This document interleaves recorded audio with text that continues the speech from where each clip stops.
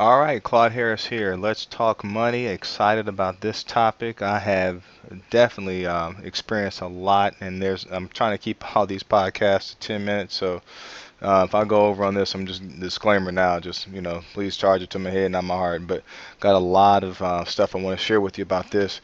I want to give you disclosure. I'm not an attorney. I'm not a lawyer. If you want to seek legal counsel, get an attorney, get a lawyer, get professional counsel before you make any decisions about your financial affairs. Just want to make sure I get that out there to cover myself. All right, let's jump in. So this is straight 100. I'm keeping it, as young people say, I'm keeping it 100 with you on this one. I want you to really understand the importance of making sure you make good decisions in regards to if you are looking to venture into buying real estate. So there's two kind of people that buy real estate. One is a family that they're looking to acquire property for their own living expense. They want to experience raising their family in a home, and all the joys and comfort that come with that. So we'll talk about that quickly. But there's most of the people that I meet that are trying to get into the real estate game because they want to be the next Donald Trump, or they want to be, whoever it is they saw on TV, late night infomercials, and all these flip shows and all the other stuff that's out there, and they want to get their piece of the American pie and the American dream, and want to be millionaires overnight and all that stuff.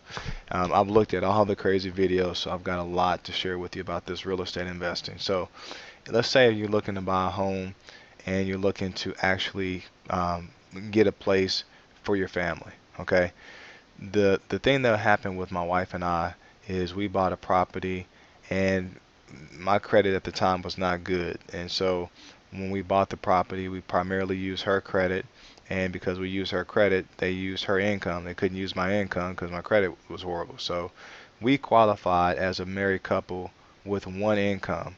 And one of the things I try to tell people is if you're getting ready to buy a home, if you could do it that way, that would be unbelievable because the other person is kind of like the gravy, or ace in the hole, or however you want to look at it. If there's ever a loss of somebody's job in the house and you guys have qualified based upon one person's income, in your toughest moment financially, you could still make it because you didn't overspend when you bought your home. Some of the things you really want to consider when you buy a home is being able to decorate the place. If you buy a home and there's nothing left in your budget, you're going to be in the home, but possibly never really in a position to enjoy it. You want to be able to pay for upkeep. It's cool when you're in a position, and we're just now like getting here. We've had times where we've done a lot of stuff to the house and renovated and all that stuff, but where if you're taking your time and really enjoying it, that you've got in your budget $150 a month that's just getting put back for things you want to do to the house. You go 6 months and you look up and you got 600-700 bucks, and you want to buy a brand new front door. Well, great, make that happen. Or you keep putting that little bit of money back and you get an income tax check and you want to upgrade all your appliances. Not that they're broken down, you just want to upgrade them and make them look better and fit what you want to look like, or you want to change the backsplash in your kitchen. Think about that kind of stuff when you're looking at how much your monthly payment is, and ask yourself, can you put in your budget enough money for just little stuff like that? Guys, if you want to make sure you upgrade the backyard and get the grill pimped out and have you maybe a little concrete area just for you to have your grill and your smoker and stuff like that, or if you wanted to be able to put a doll house or a tree house or a swing set in the backyard, or a wooden fence around for privacy, or whatever you want to do. Just kind of think about that stuff, and don't just think about the payment. Also think about, can I make extra payments, or am I in a position to make a 13th payment, to be able to knock maybe 5 or 7 years off of the mortgage, to be able to pay the house off quicker? Can you afford to do a 15-year mortgage? I mean, when you think about, we'll talk more about retirement and all that stuff, but when you think about down the road, how sweet would it be to have your house paid off and be in your early 50s? You know what I'm saying? Just to be in a position where you can travel and enjoy your life and your grandkids when you get to that stage of your life and all that stuff. So just be mindful of those things, because those are things that a lot of times people don't think about when they get ready to qualify for a home. They think about the down payment, the closing cost, and the monthly payment. And I'm saying you're going to have to get all that stuff taken care of to get in the house.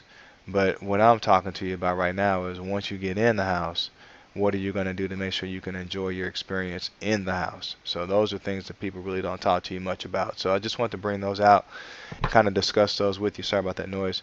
But the next thing I want to kind of go into is for those people that they have a job, they're not maybe not getting any raises or any increases on your job, or you just got high ambition and high dreams, and real estate seems like the vehicle that's good for you. One of the things that I will tell you before you ever get in the real estate game is this: if you are handy, I mean, and you're good with your hands and stuff like that, definitely a good fit.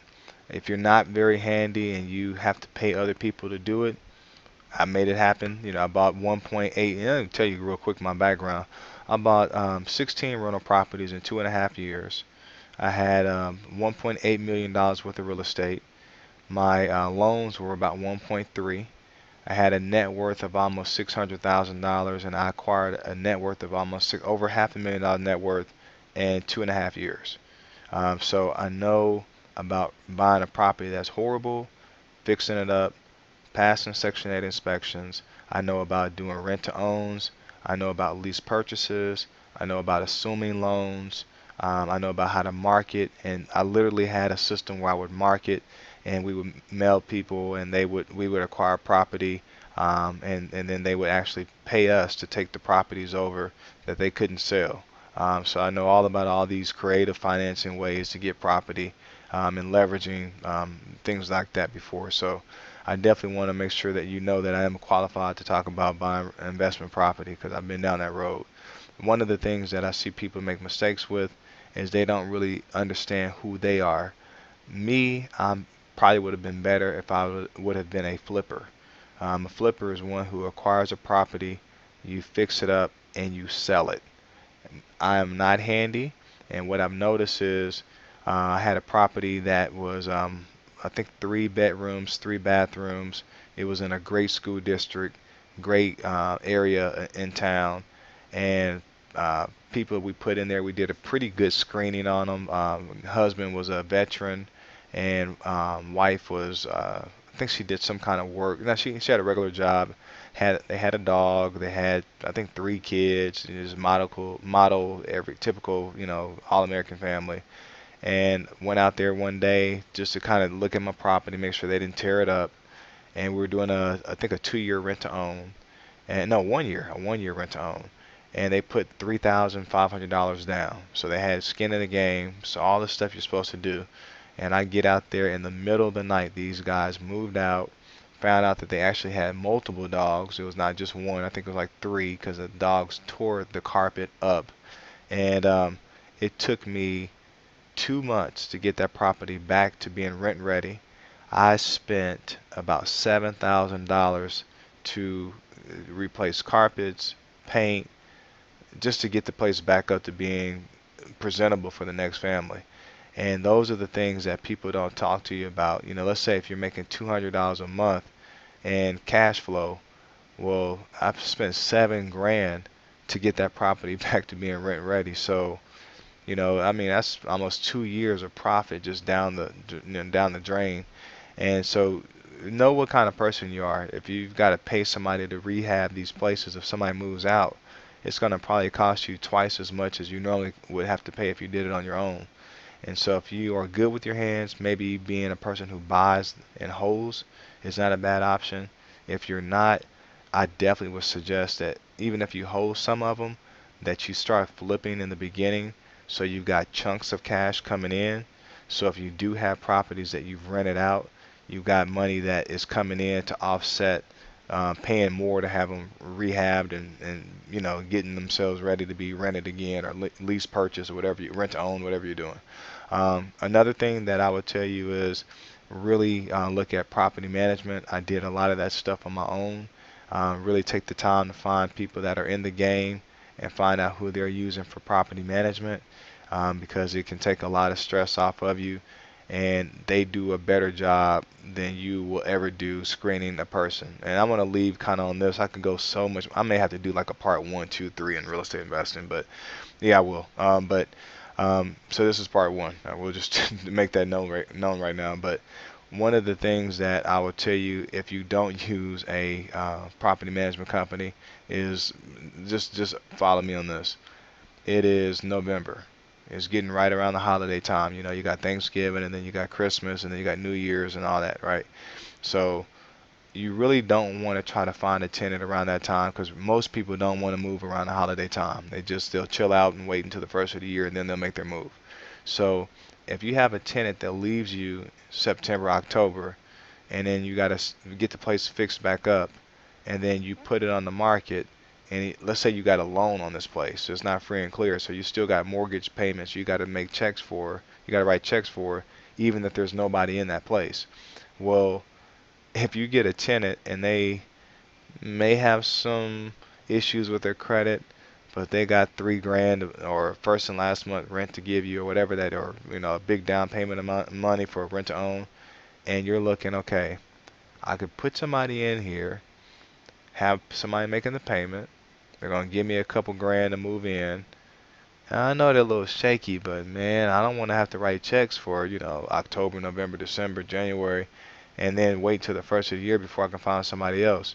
If you go through a property management company, even though it may be best for you not to take the money, um, and it's tough when you're really connected. Like if you're taking the application and you're running the credit and all that, if you have somebody else doing that for you, it will keep you out of the emotional decisions that will cost you a lot of money down the road.